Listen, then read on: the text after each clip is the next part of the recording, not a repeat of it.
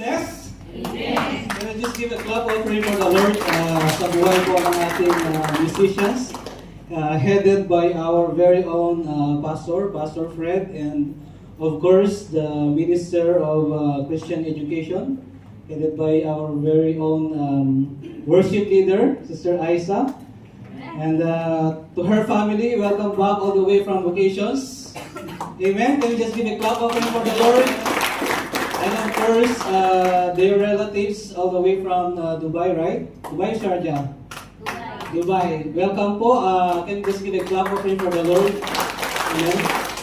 And of course, sa buhay po ng bawat sa atin, to each and every one of us, can we just give a clap of praise for the Lord? Amen. And tonight, we're going to discuss something. Amen. And bear with me because I will take a little of your time, an extra time, possibly. So if if the person seated next to you is quite sleepy, so just tap her back or his back. Amen. Can you allow me an extra time? Yes. Because the topic that I'm going to share today is something that I believe it's important for us, we as a believer and we as a child of God. Amen. And it's one of the spiritual discipline that we can develop as we had our prayers. Amen. Our sister told us a while ago what prayers do we have tonight? Do you have any prayers? Amen. How many of us are having prayers tonight? Yes. Amen. Do you have any serious prayers that requires the hand of God to move over your prayers? Amen. And it's my prayer that this topic will shed a light on us as we tackle this topic tonight. Amen. Are you ready? Amen. And I believe that this message is we really need it as a believer and as a Christians. Amen. So can we just all stand, please? Sis, meron ba ano? Amen. And the title of the message today says, Fasting by Christians Today. Amen. So the question is that, have you ever did the fasting? If not, then this is an opportune time for us to learn more about fasting in our time today. Amen. I'm not going to go back in the Old Testament or the New Testament church, but thank you, bro. But how Christians fast in our modern time. Amen. Can we just and the passage is found in Matthew chapter 6 verses 16 to 18. Can we dim the light over here so that we can read the Amen. So yeah. Okay. Can you read it? Amen. Amen. Amen. Hallelujah. Let's read it all together, please. Matthew chapter 6, verses 16 to 18 says, Moreover, when you fast, do not like be the hypocrites with a sad countenance, for they disfigure their faces that they may appear to men to be fasting. Assuredly, I say to you, they have their reward. But you, when you fast, anoint your head and wash your face, so that you do not appear to men to be fasting. But your Father who is in the secret place, and your Father who sits in secret will reward you openly. Let's pray. Father, in the name of Jesus, through the power of the Holy Spirit, Lord of God, we are grateful for tonight, O Lord God, for gathering us once again, O Lord, to worship you in the Spirit and in truth, O God. Lord, prepare our hearts tonight, O God, Lord, even as we learn from you, O God, in Jesus' name. We pray for the power of the Holy Spirit to be our teacher, O God, Lord, tonight, O God, in Jesus' name. Lord, O God, take full control of this place, O God, Lord, in the name of Jesus. Bless your word, O God, Lord. Anoint your word, O God. in the name of Jesus. Bless even your people, even as they receive your word tonight, O God, in Jesus' name. Thank you, Father God. We bless you. For in Jesus' name we pray. Amen and amen. Amen. So please all be seated. Amen. So tonight we're going to discuss fasting by Christians today. Amen. So when say fasting, I believe some of us already doing this, and if you have not yet done this, let's go about it. Amen. And learn from this. Amen. And says here, fasting is going without food for a designated time in order to spend time in prayer. Amen. So yun pala yung fasting. Amen. Going without food for a designated time in order to spend time in prayer. Because if you will just simply go on hunger without prayer, then ginugutom mo lang yung sarili mo. Amen. So when we fast, we couple it with prayer. That's why we call it prayer and fasting. Amen. So in fasting, this is one of the spiritual discipline. When we fast, it gives us time. It teaches us self-discipline. It reminds us that we can live a lot less, and it helps us to appreciate God's gift. Amen? So, sa Old Testament po, especially in Leviticus 23 verse 32 says there that fasting was mandatory for the Jewish people once a year. It was mandatory for them, especially on the Day of Atonement. The removal of sin from the people and nation in order to restore the fellowship with God. And we could see also that in the New Testament they are also going through fasting. Kita po natin yung mga disciples ni John, and even the Pharisees, they are fasting. They often fast. Amen. So, but what is the right fasting? That is the question. What is the right fasting? As all eyes are closed, can we just close our eyes, please? Can we just close our eyes for a few seconds? Can we just close our eyes for a few seconds, please? How many of you haven't done fasting yet? Please raise your hands. How many of you has not done fasting? If you have not done fasting, please raise your hands. Amen. Thank you, Lord, for that hand. As all eyes are closed. Amen. Amen. So, may you open your eyes now? Amen. So, thank you. Now, the question is that, should Christians fast today? Amen. Should Christians fast today? And if so, when they should do it and how they should do it? Amen. So we're going to answer this question. Should Christians fast today?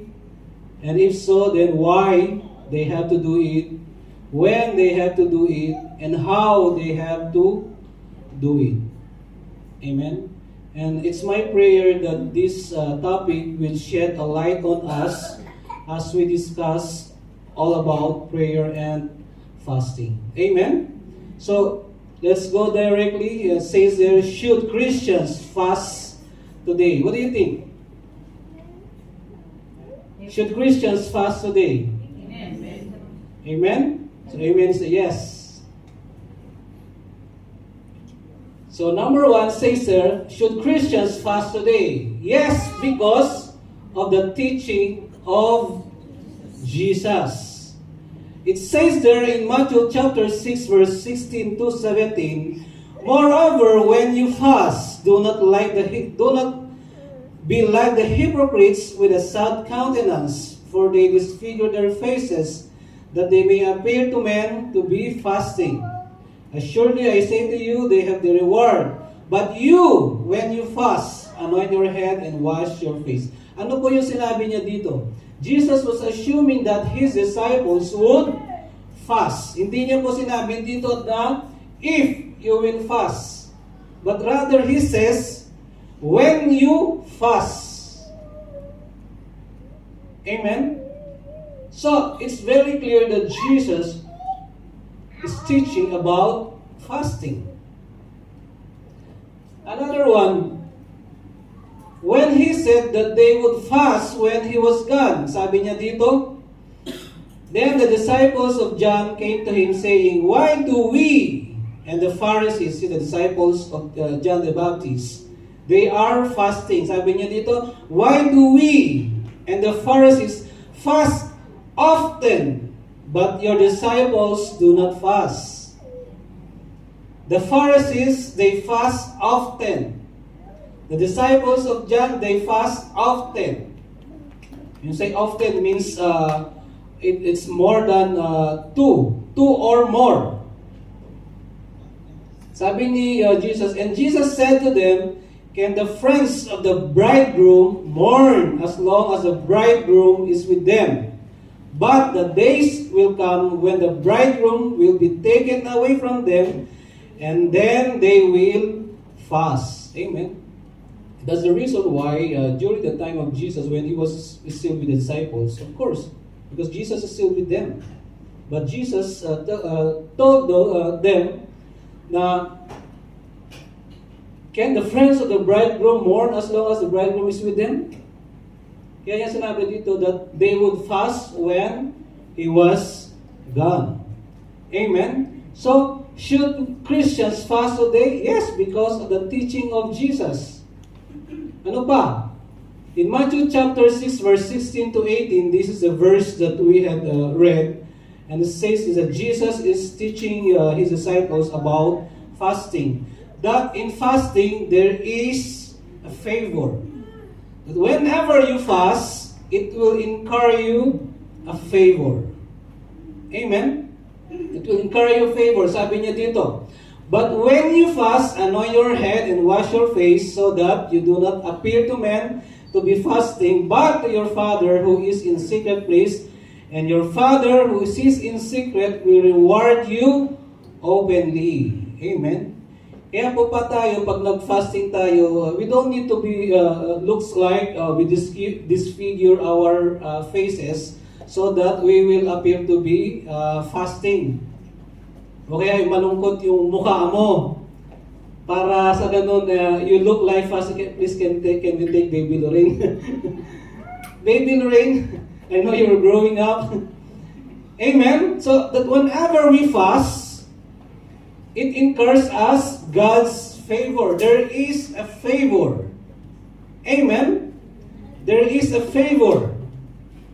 So whatever you do, sabi niya dito, but your Father who is in the secret place, your Father who is in secret will reward you openly. So we don't need to be like wearing that sad countenance whenever we fast. Amen? Na ipapakita po natin, hindi kasi fasting ako kaya malungkot ako. Hindi fasting ako kaya I look like a gutom na gutom. No.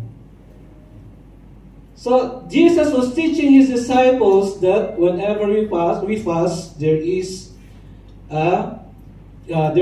God's favor. Amen.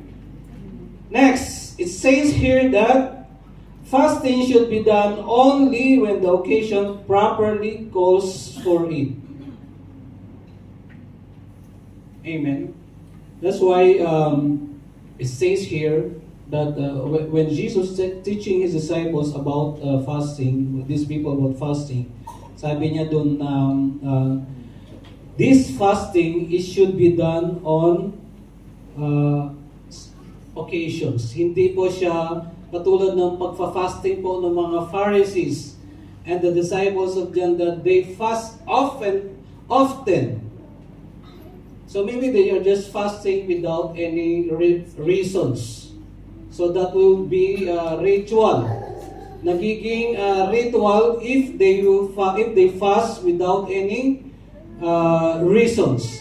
But here, we are being taught that fasting should be done only when the occasion properly calls for it. It means that talagang kailangan mong mag-fasting.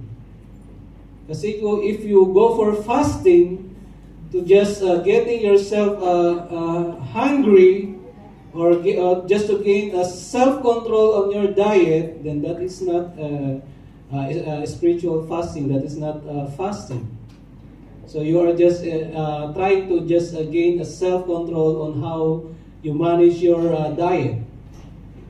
So there should be an occasion when that fasting really calls you to fast.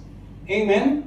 So, next, Jesus was teaching his disciples that there would be occasions when prayer joined with fasting might be needed. So, if you have never fasted, amen, so it's time for you, especially when you are praying for something that is, for example, a big decisions over your life. You are praying for a healing. And it says here that, sabi niya dito, so Jesus said to them, because of your unbelief, for assuredly I say to you, if you have faith as a mustard seed, you will say to this mountain, move from here to there, and it will be moved. Nothing will be impossible for you. However, this kind does not go out except by prayer and fasting. Especially when, for example, you are praying for a deliverance. At times, it requires us to not just pray, but it requires us to fast. Amen? Amen? Amen. So, these topics, it's my prayer that it will really shed a light on us with regards to fasting. Amen? So, it's very clear that Christians should fast is because of the teaching of Jesus. Another thing. So, why we should fast? It's because of the teaching of Jesus. We have seen how he's teaching the disciples, the people. Number 2, we should fast because we have the example of church fasting. Amen. The church at Antioch, they fast. And I believe last time you had fasted here, right? You fasted right last time. I was not here that time. And it's one of the spiritual discipline that the church is promoting. Acts chapter 13 verse 1 to 3. Now in the church that was at Antioch, there were certain prophets and teachers, Barnabas, Simeon, who was called Niger, Lucius of Cyrene, Manaen, who had been brought up with the hero Tetrarch, and Saul. As they ministered to the Lord and fasted, take note of this. As they ministered to the Lord and fasted, the Holy Spirit said, now separate to me Barnabas and Saul for the work to which I have called them. Then, having fasted and prayed and laid hands on them, they sent them away. So we could see here how the church is doing the discipline of fasting. They are fasting in their service to the Lord. They are fasting and praying when they sent out Paul and Barnabas on their missionary journey. That's why we as a church, we need to fast. Where are those disciples? Disciples, where are you? Can you just raise your hands, please? Amen. I don't know if you have tackled this in your discipleship class about fasting. Aren't you? Huh? No? Not yet? Some of them are saying yes, some of them are clueless. Okay? We could see here that the church, that the brethren at Antioch, they fasted and prayed. Whenever they are sending whenever they send Paul and Barnabas in their missionary journey. Amen. So if this brethren at Antioch Church, they are fasting, then we have the very reason to fast as a church. Do you agree with me? Amen? Sabi niya doon, they fasted. Whenever they send Paul and Barnabas in their missionary journey, they fast. So, we as Christians today, we have the reason to fast because the example of this church. Number 2, churches in Galatia. It says here, and when they had preached the gospel to that city and made many disciples, they returned to Lystra, Iconium, and Antioch, strengthening the souls of the disciples, exhorting them to continue in the faith, and saying, you must through many tribulations enter the kingdom of God. So when they had appointed elders in every church and prayed with fasting, they commended them to the Lord in whom they had believed. Take note of this, that this church in Galatia, when they were fasting as a church. And during the appointment of elders, they fasted. So it gives us an example that we as a church, we have the very reasons to fast. Because these churches had fasted, especially in their service to the Lord, especially when appointing new leaders. Amen. So we could see also that even the ministers, they fasted. Paul, for example, he fasted. Nagfasting po siya. Amen. Of all those things, ang daming nilista ni Paul na mga prove na siya ay isang minister. And in all those lists, isinama niya po yung fasting. He included fasting in his list. Amen? Kaya we, as the leaders, we can imitate Paul. Being a minister, we can imitate Paul to fast. Amen? Yung mga disciples natin dyan, you will soon be workers in the vineyard of the Lord. You will soon be leaders. Time will come. Sabi ni Paul, he has a lot of things that prove him to be a minister, and yet, isinama niya po doon yung fasting. Amen? So, we have the very reason to fast because Paul, as a minister of Christ, fasted. Amen? Sabi niya dun sa 1 Corinthians 11 verse 1, imitate me just as I also imitate Christ. Amen? So Jesus himself had fasted.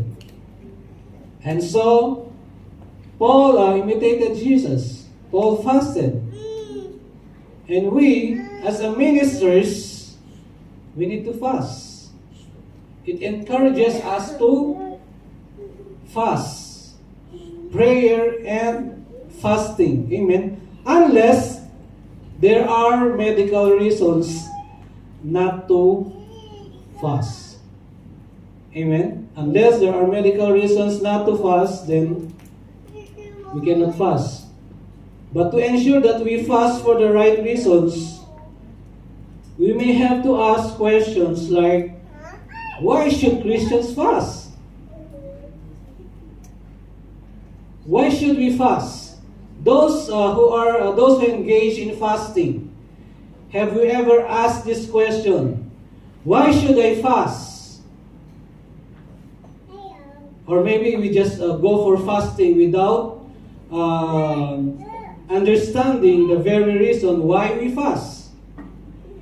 Now it will answer us why should Christian fast?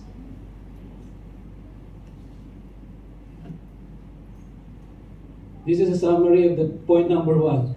Amen. So should Christians fast today? Yes, because of the teaching of Jesus. It's very clear in His Word. Amen. Yes, because we have the example of the church fasting. And yes, because Paul, being a minister of Christ, he fasted.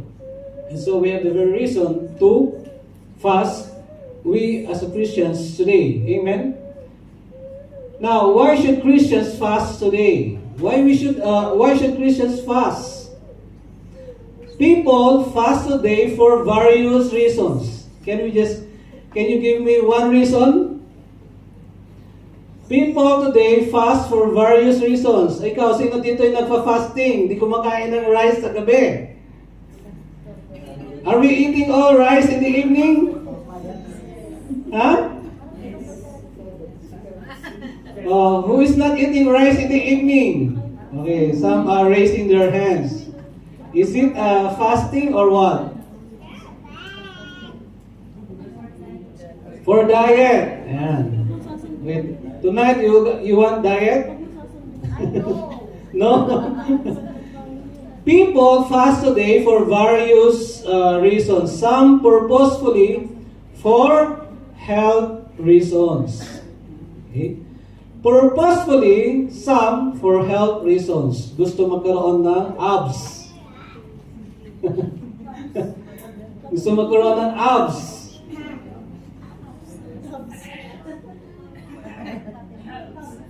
Sino dito gusto magkaroon ng abs? Abs or tabs? Tabs daw. They don't want abs, but they want abs. People fast today for various reasons. Some purposefully for health reasons. Of course, lalo pag tumatanda ka na talaga, marami na sakit na lumalabas. So may high blood, may hypertensions. So some, they fasted for health reasons. And it's really good na to really to have that proper diet. Lalo po pag nagkakaedad na tayo. Meron nga, batang-bata pa, nasa 20s pa lang, meron ng gout.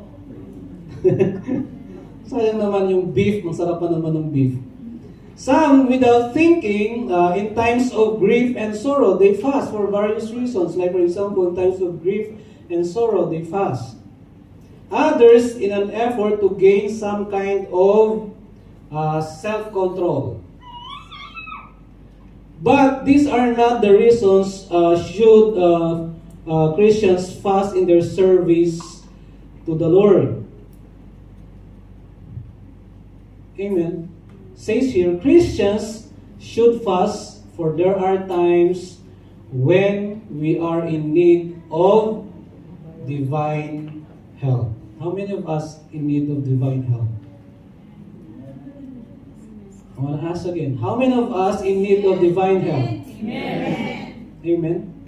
In the Old Testament, makita po natin na they are fasting. Last week, Pastor Fred had mentioned about Jehoshaphat. This is just one example. So, fasting in our modern day, it is consistent with the majority of fasting in the Old Testament.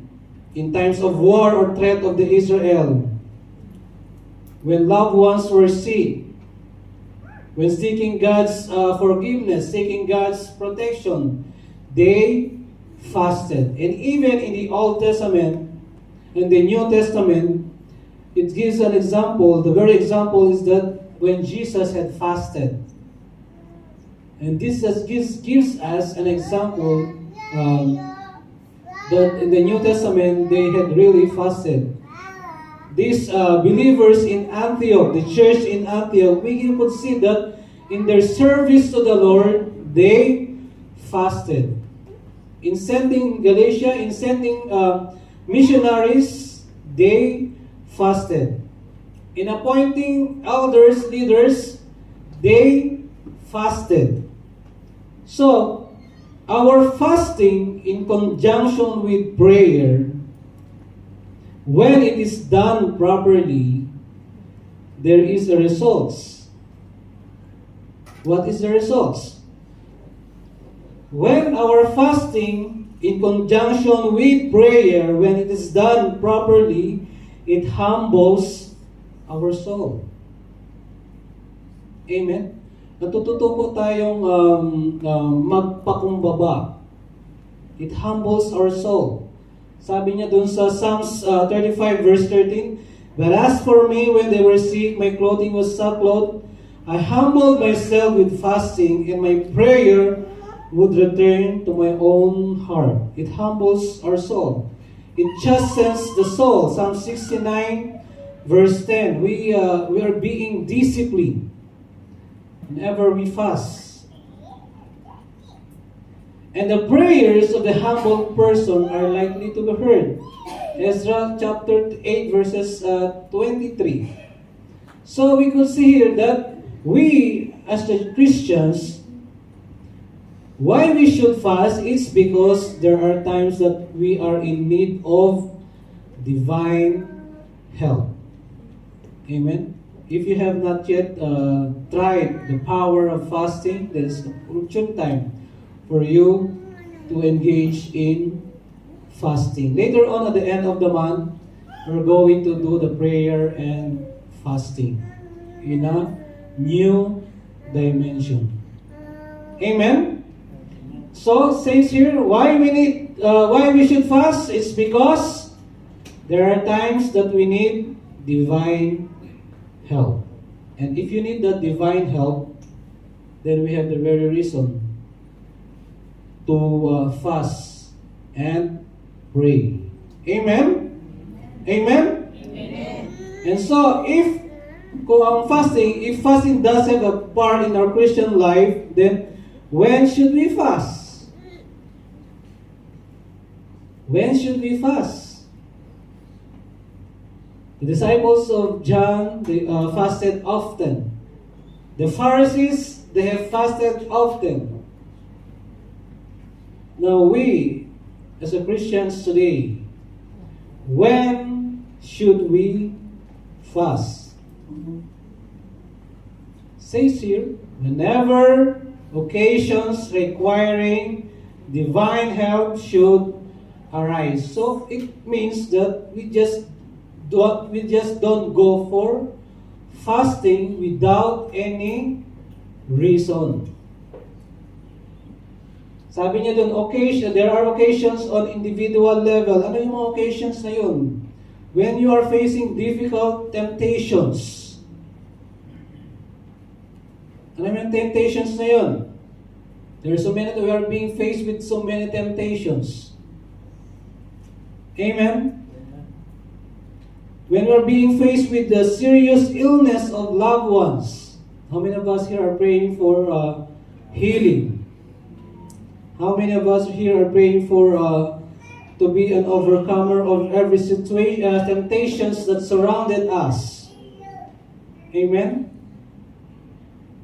Galing ka sa simbahan, pag uwi mo ng bahay, ang madadatnan mo, botelya. O dito temptations. Pre, halika muna dito. Alam ko, galing ka sa simbahan eh. Temptations.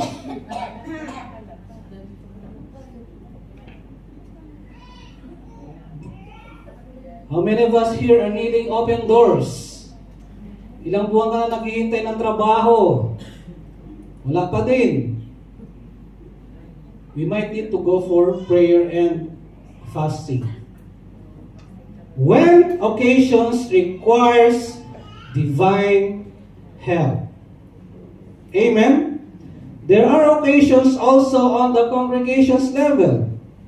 Ano yun? Yung congregations, it talks about the church. Like for example, appointing new leaders, hindi po yun basta-basta. Pastor, gusto ko pong dun sa leadership. Sige, dito ka lang. Yan. Ikaw na yung leader. No. It requires prayer and fasting. When we send missionaries, it requires prayer and fasting. So whenever occasions requiring divine help arise, we should fast.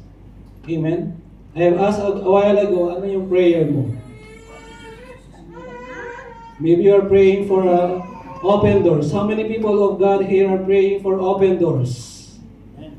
You might be requiring, you might be needing, or you might not need, or you might need to go for prayer and fasting. Amen? Whatever occasions call for persistent prayers might call for fasting joined with prayer. Last time, naalala niyo po yung diniscuss natin, yung persistent widow. She's saying, grant me justice, and keep on coming and coming to the judge. So the same thing that whenever we are praying persistently, then it's good to couple this persistent prayer with fasting. Amen? Wala ka pang trabaho 8 months, so kailangan mo mag-prayer and fasting. Hindi matanggal-tanggal yung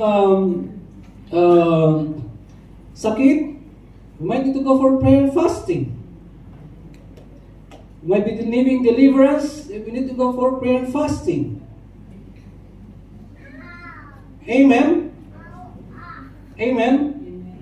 So it says here in Matthew chapter 6 verse 17 to 18, ano ba yung fasting in a proper manner? What is that fasting in a proper manner?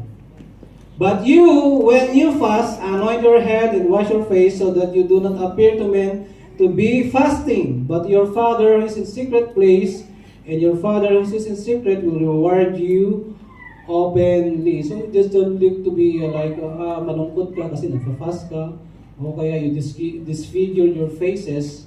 Can we just put Lorraine at the room, please? Sorry. Amen? So whenever there is a matter requiring much prayer, fasting in conjunction with prayer, it would seem appropriate. Amen? Might be needing at times couple our prayer with fasting. The question here is that now that has been given to us, why we should fast?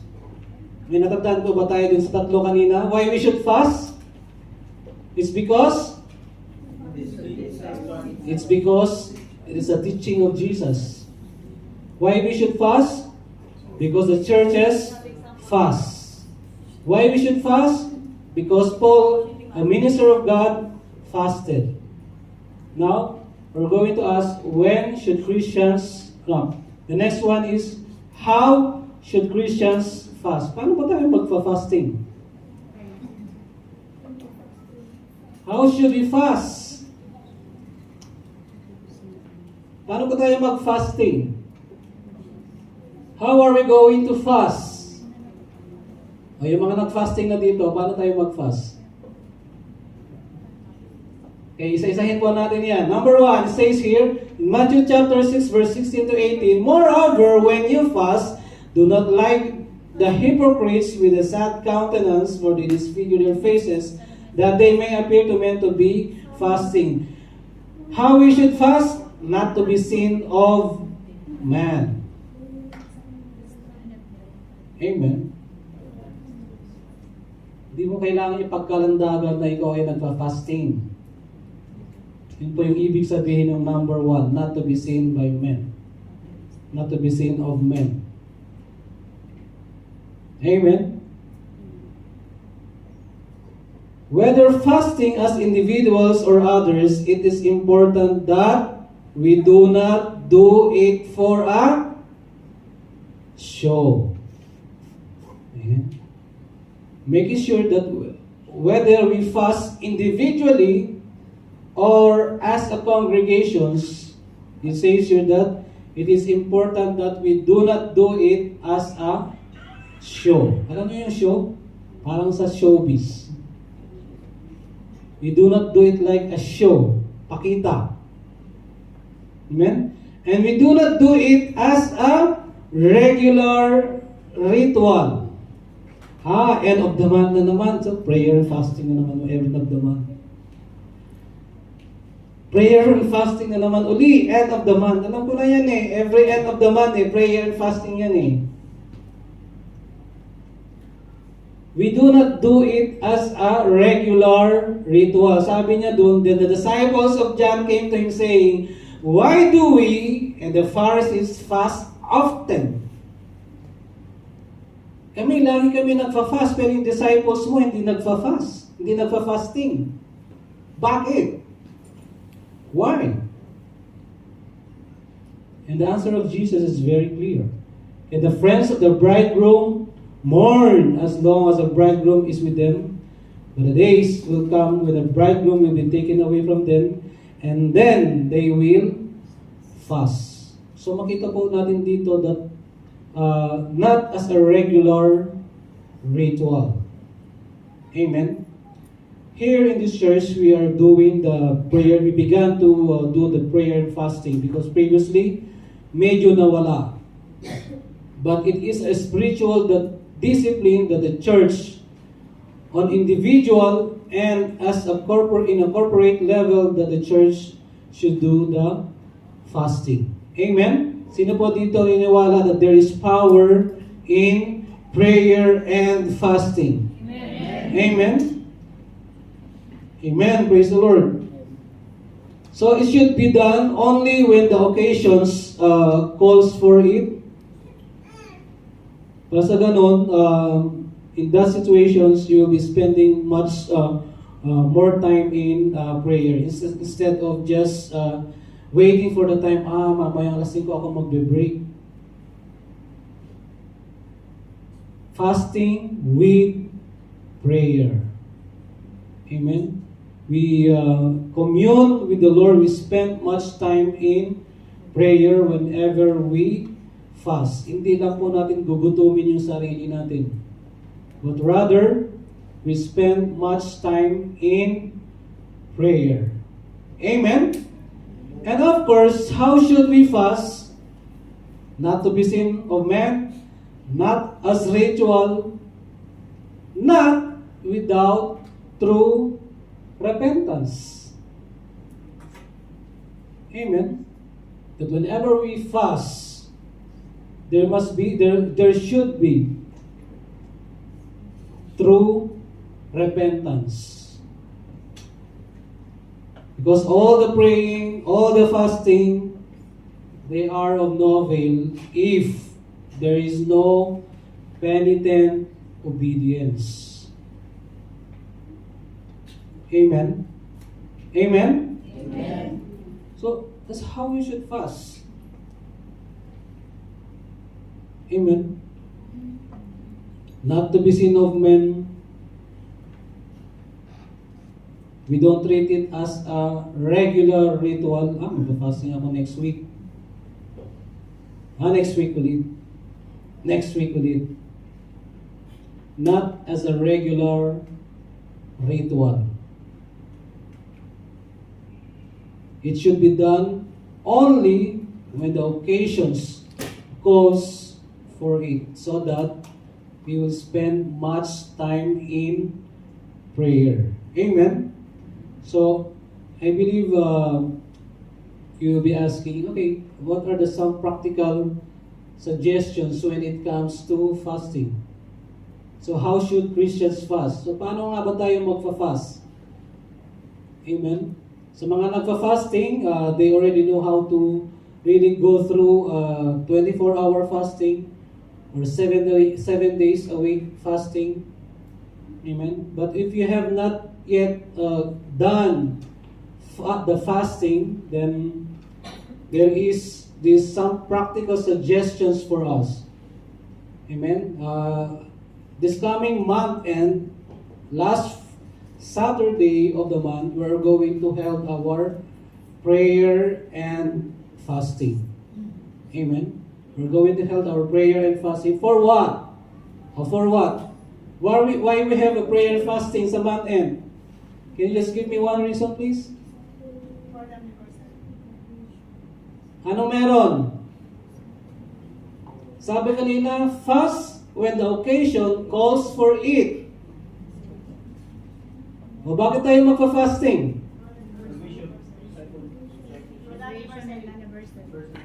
There is a need for prayer and fasting because we are going to have our half-quarter century anniversary.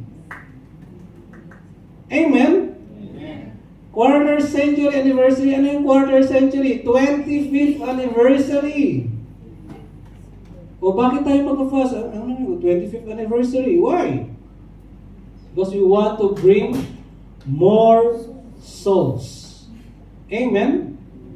That's why it requires us to go for prayer and fasting. We have 3 months. Amen? Ano ngayon? August? So August, September, October, before the anniversary, we will have our 25th anniversary. Now, what are the practical suggestions when we go for fasting? Mabilis yata ako kasi 9:10 pa lang eh. Amen? So it says here, don't go out and fast just because it sounds like a neat thing. Mag-fast ako next week. Remember, sabi kanina, there are those various reasons why do people fast. But as a Christians, amen, there are those reasons why we need to fast. So it says here, why we should fast? Just practical suggestion. Take the subject seriously. Amen. If you have never fasted, then go and pray for it. Fast only when the occasion is a serious one. We are in a serious business of praying over our 25th anniversary. Amen. We want more souls to be saved. Amen. Ayaw nila. Amen. You don't want souls to be saved? Amen. We want more souls to be saved. Fast only when the occasion is a serious one. So we need prayer and fasting for our upcoming anniversary. Amen? One in which you desperately desires God's help. So, I believe in your situations you have desires, amen, that you need God's help. If you need God's help, divine help, then it's time for you to go for prayer and fasting. Amen? So if you have never fasted before, ito, para sa mga, those who had never fasted before, yan. So you can start slow. Don't, wag mong biglain. Ano ba sa Taga-English? Biglain. Don't rush on it. So start slow. Like for example, okay, you plan to go for a fasting on Monday. Then right now, tomorrow and Sunday, you have to condition yourself eating gradually small amount of food until you reach that day. Today is Monday. By gradually eliminating quantities, you mako-condition yung stomach mo. Amen? Especially if you're going for a fasting of, like for example, 24 hours to 7 days. So, start slowly, fasting only for fast only for a break periods of time, then, and slow. Huwag po biglain na tumigil. Says here, gradually breaking your fast with fresh and fruits and vegetables in small amounts. So there will be a different kinds of fasting. This will be introduced to us later. Amen. How are you going to fast? 1 meal a day, water fast, liquid fast. So what is suitable for you? What if you are having these hypertensions or meron kang high blood? How are you going to go for fasting? Amen. So we're going to share on that before that end of month. We're going to share this to everyone. Amen? So, these are some practical suggestions if you have never fasted before. But remember, fast when you have time to spend in prayerful meditations. Because when you fast but you don't have time for a prayerful meditations, then you just have like ginutom mo lang yung sarili mo, kapatid. You just have gone for hungering yourself. Amen? And remember, it says here, remember the purpose of fasting. That is, to humble oneself in God's sight. Amen. Whenever we fast, we humble ourselves before the Lord. And to seek His favorable answer to prayers for some important plea or request. Amen? Amen. And I believe this topic had given us some lights, amen, with regards to the subject of fasting. This fasting is very broad. Napaka-broad po nito. But tonight we just have answered the question, how should we fast? Why should we fast? How should we fast? Amen? Amen? Have we somehow enlightened? And in conclusion, it says here, how should we fast as Christians? Not to be seen of men, not to be regular ritual, not without true repentance, and we have discussed about the practical suggestions. In conclusion says, fasting helps us to humble ourselves in God's sight. It helps us to seek answer to prayer for some important request. Can we just all stand, please?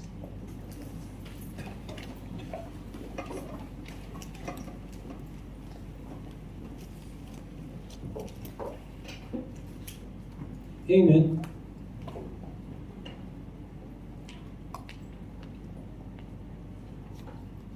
We just close our eyes as we pray.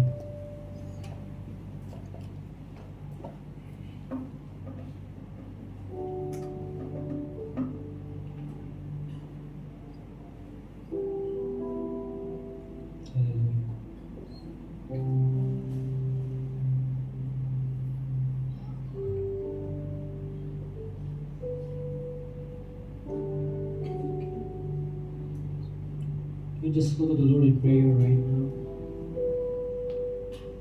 Just close your eyes. Whatever is your prayer,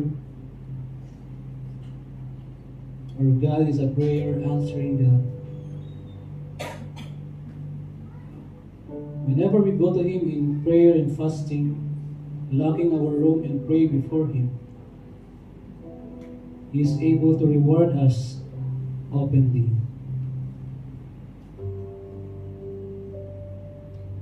Can we just close our eyes right now?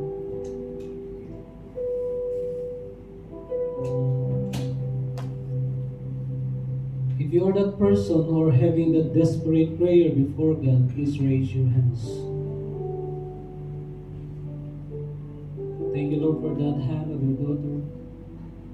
Thank you, Lord, for that hand of your daughter. Thank you, Lord, for that hand of your son. If you are that person who has that desperate prayer before God, please raise your hands. Thank you, Lord, for that prayer of God. Oh, hallelujah, Jesus. Thank you, Jesus.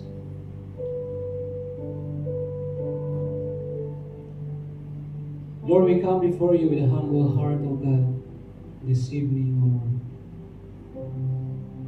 I thank you for those children of yours, oh God, Lord, who have that desperate prayers, oh God, Lord, before you, oh God. Lord, you know them, oh God.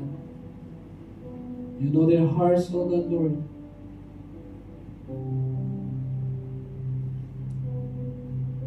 Lord, we surrender to you, O God, Lord, their prayer requests before you, O God, in the name of Jesus. You have said in your word, O God, Lord, hallelujah, only believe. God, we believe, O God, Lord, hallelujah, that in you, O God, Lord, nothing is impossible.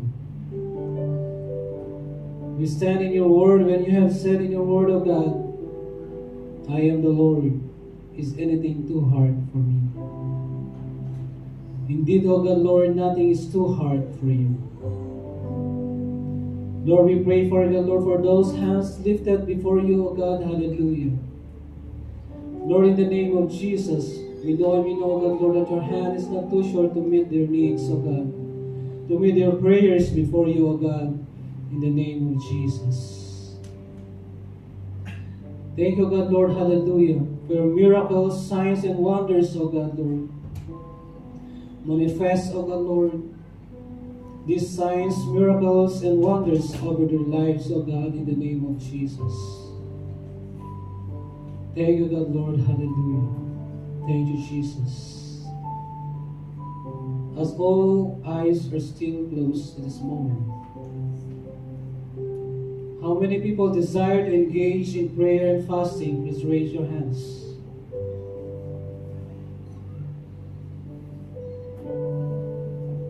Thank you, Lord, for that hand, oh God. Thank you, Jesus. Lord, right now, God, Lord, you have seen those hands lifted before you, oh God. Lord, in the name of Jesus, even as they desire, oh God, Lord, to engage in prayer and fasting, oh God, Lord, humbling themselves before you, oh God, Lord, in due time, oh God, hallelujah. And even right now, God, Lord, we continue to declare, oh God, Lord, your mighty strength upon their lives, oh God, in the name of Jesus. God, you are going to continue, God, Lord, to strengthen them, oh God, Lord, as they continue, God, Lord, to dedicate themselves, oh God, Lord, in this discipline, oh God, in the name of Jesus.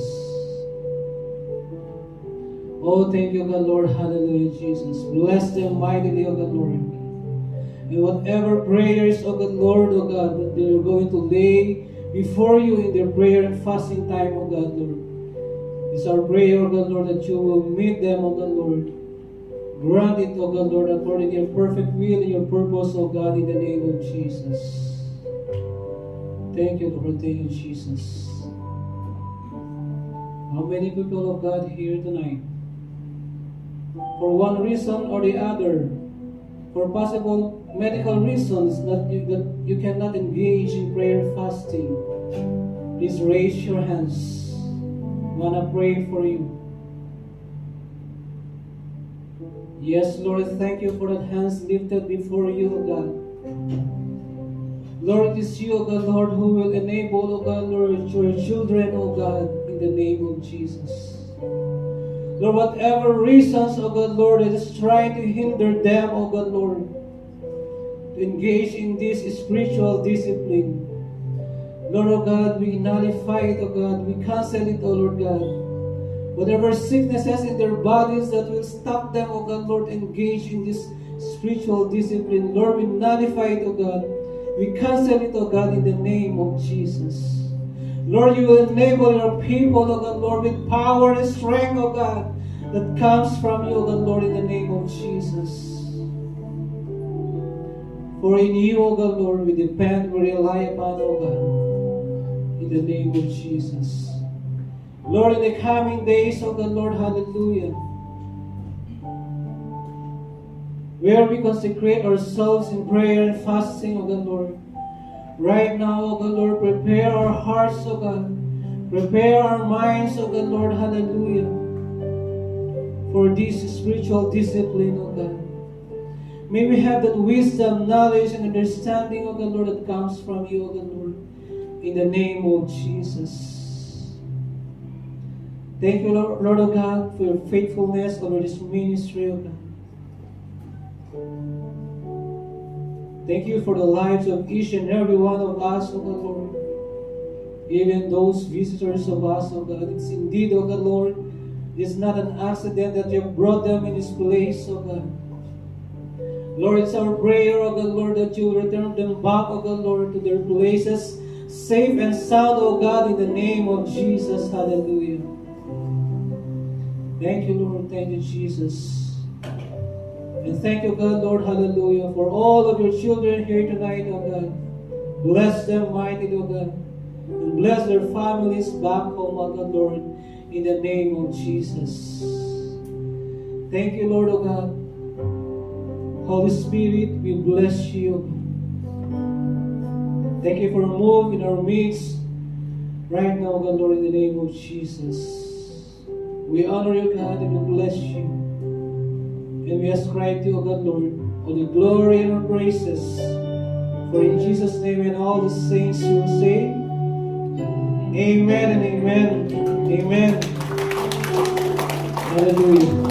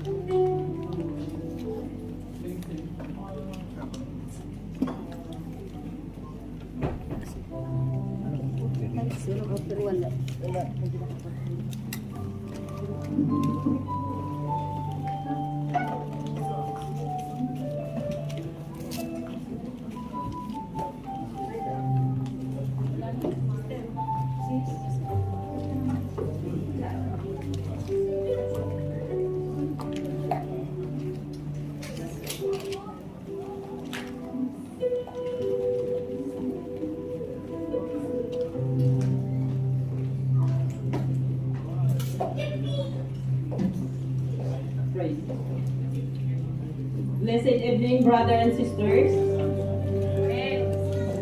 Hello. Good afternoon. Good evening sa lahat. May natutunan po tayo ngayong gabi. Say amen. Kasi kung hindi ako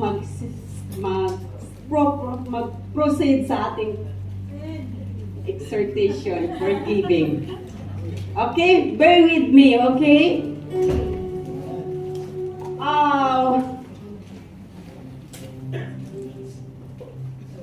The Bible verse for tonight is from book of Matthew chapter 6 verses 19 to 21.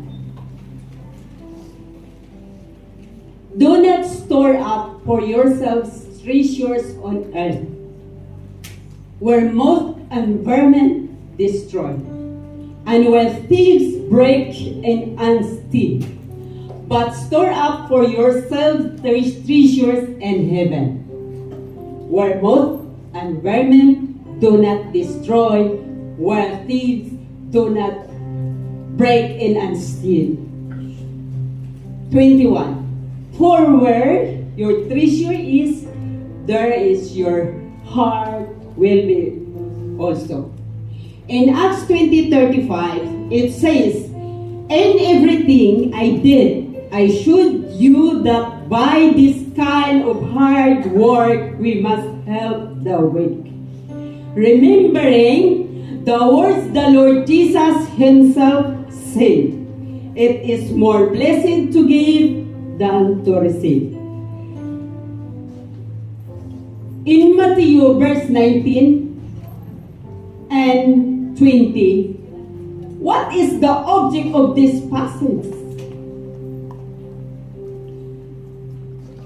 The object here, do not store up for yourself on earth.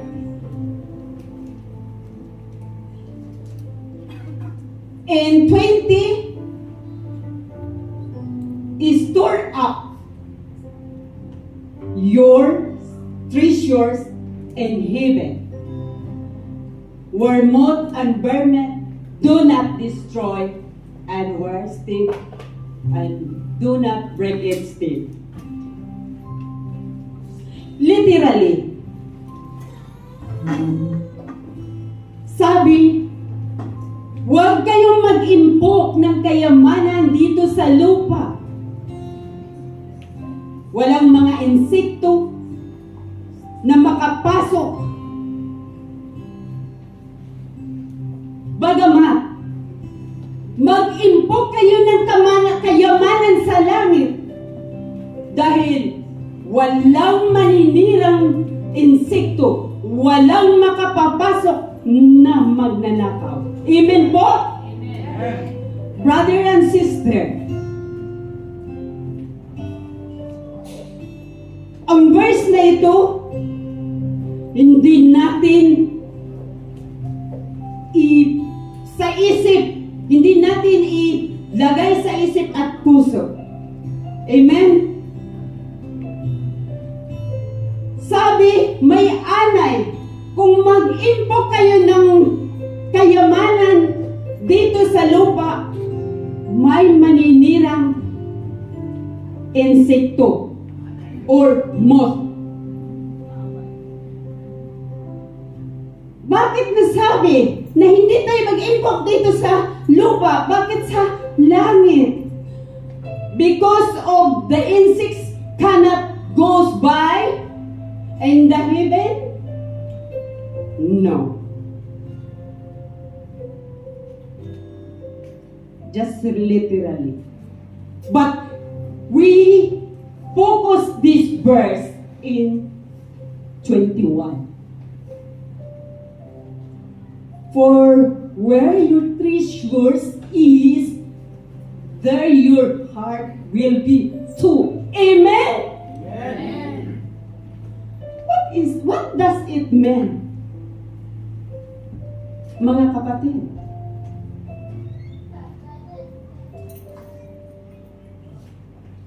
kung saan ang kayamanan, nandoon din ang puso natin. Ang ibig sabihin po mga kapatid, kailangan natin fully surrender to God. Amen? Hindi tayo mag-impok dito. Mag-impok tayo, mag-ipon tayo, magbigay doon sa langit. Kasi walang maninirang walang mga problema. Walang makapasok. Mga kapatid, in Acts 20, in everything I did, I showed you that by this kind of hard work, we must help the weak in remembering the words of God. Sabi pa, mapalad ang magbigay kaysa tumatanggap. When we connect this 21 and this Acts 20:35, if we have this kind of heart, if we have this treasure in this heart, we can give you joyfully. Amen. Amen. Tonight, mga kapatid, ask yourself, what you have right now, what kind of your attitude right now? When you full surrender to God, what happened in our lives?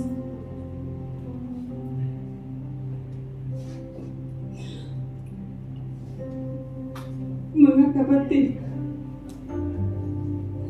kung hindi natin kaya, ang sabi sa ating pastor, prayer and fasting, gawin natin po nito upang ang kayamanan na nais na mangyari sa ating buhay, na tayo'y anak ni Kristo, must be obey to God. Amen. Yun ang kayamanan na gustong mangyari ni Lord sa ating buhay. Amen. Yung faith, yung hope, patient. Why? If without patience, how to give joyfully? If without hope, how to give sacrificially? If in everything we have, we can give generosity. Amen? Be persistently to give to our God. O mga kapatid, kumusta na po kayo? Amen. Gising po ba kayo? So what are you waiting for? Where is your envelope? Hold it, please. And before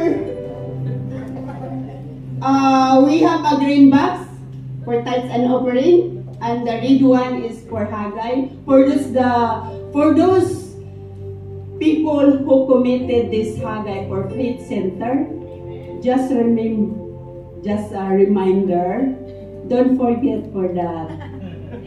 Okay? Don't forget. Nakita natin ngayon kung ano ang yung grow ba? Yung ano, pastor? Yung yes. So, tuloy. Gusto ni Lord na lahat tayo ay be distributor. Like ministry, food ministry, anything. Amen? Let us pray. Abba Father in heaven, we're thankful, Lord Jesus, for your goodness, for your righteousness. Father God, we love you. We praise your name, Lord Jesus. Father God, thank you so much, oh God, for reminding us, Lord, to keep treasure in our hearts, Lord. Give us fire, Lord Jesus, to keep serving, to keep giving unto you, Lord Jesus. Bless this offering, Lord, and tithes offering, Father God, for expansion of your kingdom, Lord Jesus. Touch their people, Lord Jesus, who are able to give tonight, and also, Lord Jesus, na hindi nakapagbigay, lalo mo po silang hipuin, Lord Jesus, upang patuloy ang pagbigay na kasama ang kagalakan. Father Jesus, yung walang mga trabaho po, Lord God, in the name of Jesus, I pray, Lord God, help them, Lord Jesus. I feel, Lord, what they have in their hearts, Lord. Ikaw ang Diyos, ang mga pangyarihan. Lord, open the window of heaven and pour out the blessing, Lord Jesus. Mabuti ka at mahabagin, Panginoon. Nararapat ka ang sambahin at papasalamatan, O God. Salamat, Lord, sa iyong salita. At I pray for our pastor, Serapin, Lord Jesus. Give him strength, O Lord, protection, O Lord Jesus, and wisdom and knowledge, Father God. Thank you, Panginoon, for answered prayer tonight. Thank you for the Holy Spirit. Be with us. We love you. We honor, Lord God. In Jesus' name we have prayed. Amen.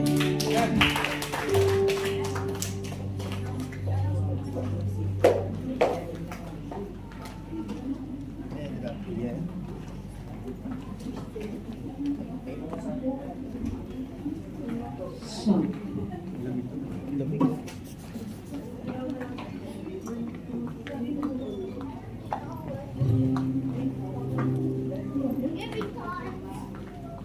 Grace. Good evening po. Mga kapatid, alat as welcome po ang family ni Sis Aiza po. They will give us the... Ano pala, sorry po. Na-excite ako. So, let's welcome po. Brother...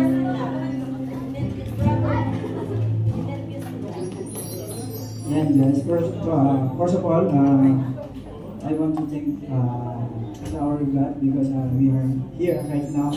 I'm sorry guys because I'm not. I'm sorry just today because this is later she will translate. Yan, magbibigay ako sa inyo ng isang awitin para sa ating Panginoon. Maraming salamat po muli sa inyo dahil sa mainit na pagbigay po sa amin ng sa gabing ito, Panginoon, sa pamilya po natin. Maraming salamat po ngayon. Muli, pasensya na po kayo kung medyo nakakabahan ako. Ang kanta ko pong awitin ngayon ay How Great is Our God. Hindi importante kung maganda ang boses mo, hindi importante kung magaling kang tumugtog. Ang importante kung paano mo siya ibibigay sa Panginoon yung pagmamahal mo sa Kanya, kung paano siya paparamdam kung gaano ka kabuti sa Kanya.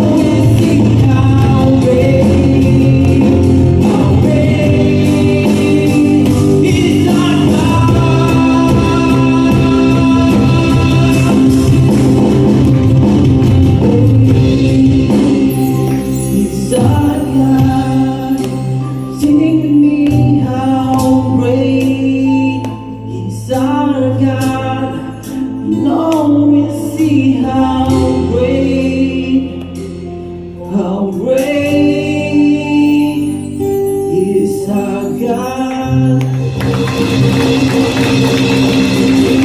Purihin po ang ating Panginoon.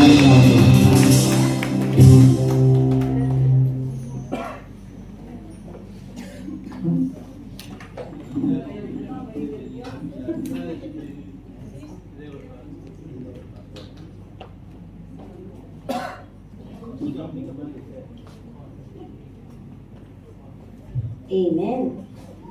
Ayan, how great is our God. Hallelujah. Amen.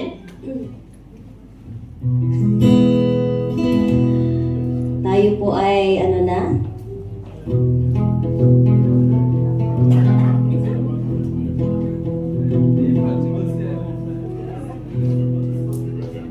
Hallelujah. Are we blessed?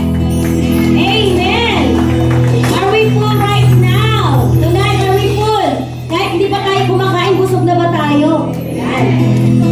Busog ba tayo sa mga, kahit magpa-fasting tayo, busog pa rin ba? Nag-fast ba tayo ng salita ng Lord o hindi? Ulo. Bigla naguluhan sila. Gutom kayo, no? Pero tayo ay punong-puno ng salita ng Diyos. Amen! Parang ang gulo, pero pag inisip mo, ay kung nga ba't ako nagpapas pa ako ng salita ng Lord? Siyempre hindi! Amen! Dapat lagi tayong punong-puno. Amen! Pwede tayo mag-fast ng pagkain, pero ang salita ng Diyos, dapat lagi tayong kumakain. Amen! Amen! So let's all stand. Hallelujah!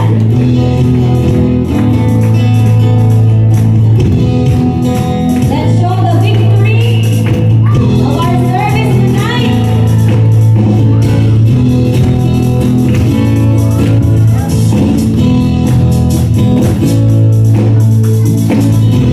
We're in this house of the great King.